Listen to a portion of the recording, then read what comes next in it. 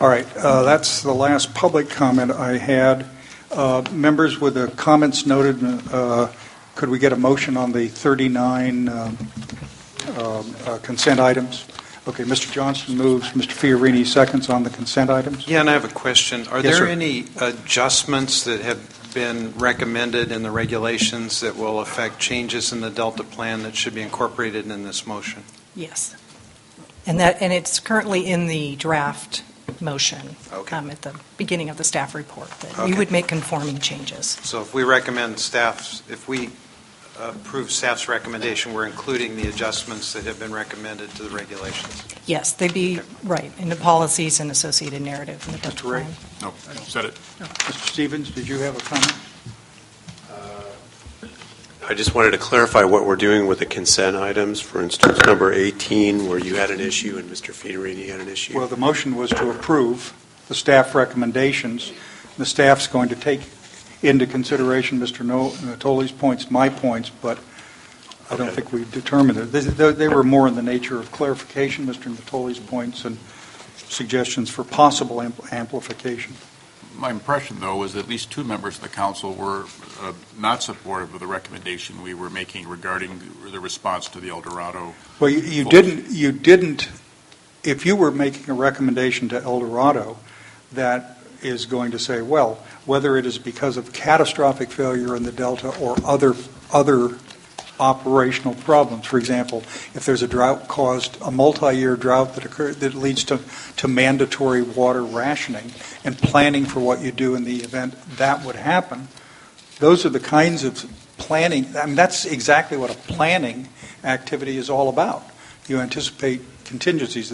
Your language, you just said, staff agrees, revise accordingly. And I believe El Dorado just was probably suggesting, they didn't quite say it, they should be exempted from the requirement of planning for up to 3 years. I do not support that personally. Yeah, if you see at the bottom of the other column on the left, it says the recommendation should be modified to clarify that the recommendation applies only to agencies that take some portion of their water supplies from the Delta. And I think what Dan's pointing out is we're hearing from at least two members that is not the case, that we should not revise accordingly. Well, the Delta plan is, the Delta plan, that's my position too. And this Delta plan is describing our areas in other than simply covered actions, because we have a statutory duty to promote statewide water conservation, water use efficiency, and all of that stuff. Absolutely. So for number 18, for example, yes, sir, we would not go with the staff recommendation. We would revise according to the discussion and direction that we've gotten here. Well, let's check on that. That's my recommendation and Randy's recommendation. I'm agnostic on the precise language, but the point is clear. You articulated it. Yeah, this is about a catastrophic failure in the Delta. And we know from DWR planning that in an emergency, an executive order requiring more releases from upstream reservoirs is part of the recovery program. So they're going to be linked to a catastrophe, even though they're not physically removing water out of the Delta. In fact, they may be required to put more in.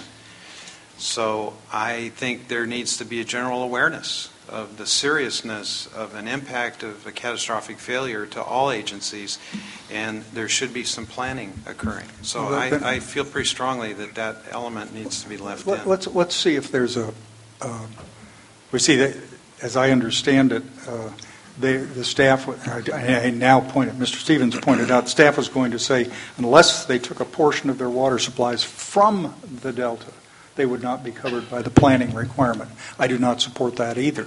And that's your position. Right. I think we just ought to get a motion on it. I don't see why Delta water users are the only people who have to plan for an emergency. Pat would move. Mr. Fiorini? Okay, I'd support that. I guess I'd like to see the language. I understand what you're talking about here, but well, the question is going to be whether if there are executive orders that affect the Delta and the Delta recovery, whether agencies upstream ought to plan in anticipation of that as to at least decide what they might do in the event there's a state of emergency declared.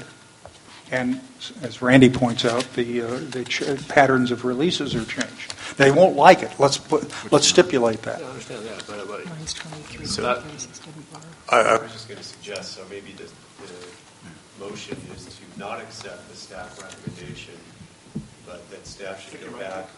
Staff should go back and revise according to the direction and discussion that we've had here, which talks about. Yeah, which allows looking at the language. Again, this is text. This is not regulation. This is text. Don, narrative text. you okay with that? Yeah, Okay, was that an aye vote? Okay. All right, Mr. Johnston, understand. on the amended motion, Mr. Natoli's drafting. Mr. Johnston, Eisenberg, aye. Totally aye. Okay. No drafting required. Okay, It'll be 4-0 and one abstention. And then just one other question on number 15. So, Mr. Chair, you had a concern. Yeah, I'm going to defer to you on this. You have essentially worked with DWR to write the question of these are really observations. That's what this is. This is textual observation. And if staff believes that the maintenance program of DWR is completely and wonderfully funded, if they believe that the generators in Oroville, some of which may be still offline for all I know for almost 9, 10, 11 months, is attributable to something other than simply we don't have the right kind of staff when we want them. I think you need an explanation about operations and maintenance of the State Water Project that starts from the view it's the system we've got today that we all hate ought to at least be as efficient as we can make it and be repaired on a regular basis. And since of course, the practical problem political problem is contractors have the legal obligation to pay for the cost of maintenance and repair. Is no particular surprise that no one in a recession is happy to see an increase in cost.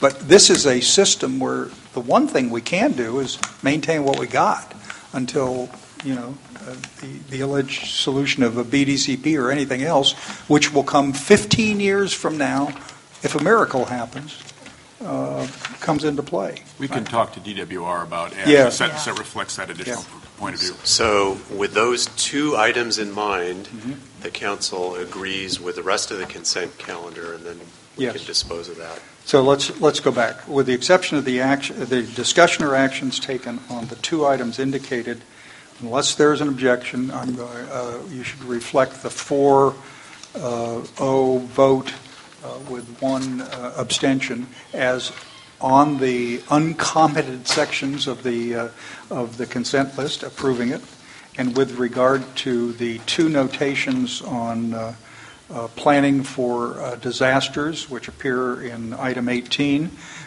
that the staff would not accept the recommendation, is directed not to accept the recommendation that seems to imply upstream users don't have to plan for catastrophic failure, and to adopt appropriate language in the narrative of the Delta Plan that discusses it.